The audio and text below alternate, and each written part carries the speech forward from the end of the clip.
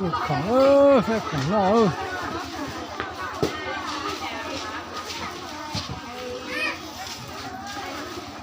Ê, cái mình xem ơi, cái con lò ơi. Có thấy đó đúng không? Xe khổng lồ ơi. Ôi, một cái gì nữa, không được hồ. Cái gì hồ ơi, cái cà phê gì hồ ơi. Cái mình xe gì hồ rồi, xe cà phê gì rồi. Có lên con ta cửa đi cửa ơi. Chọn cái chỉ cho khán giả là chỉ khán giả. Cho khán giả mà. Tỏ cái cho phần của cái giải yêu.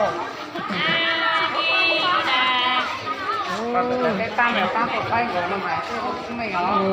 Bao người ta tôi phanh cho bị sẻ nó rồi. Các bạn ơi, bao cái thón nọ rồi. Một bao này này, cái này. Còn là phanh của tam rồi. Bây giờ tôi phanh cho. Cho nó nhớ cứ tắt tỏ ta một phanh cho bị sẻ nó rồi. Ôi, thì ơi. Đâu cơ, ta không có ra cứ chung một nửa, cứ người thôi có lý do đấy nữa. Đẹp tao nói đẹp. Trời ơi.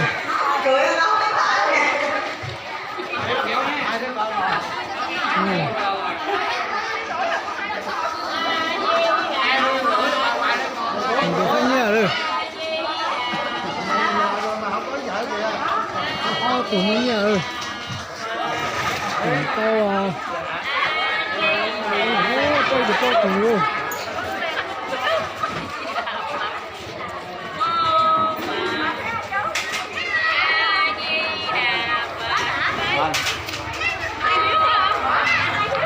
Có một số hôm nay con đến đi làm rồi. Nếu là phát cho họ em đi ra với anh này giùm chị. Cái cơm này cái cơm này xây dậu từ cái cửa thôi, dậu từ cái người cái cửa lên bằng cái xây từ cửa thôi, xây cái cơm này xây.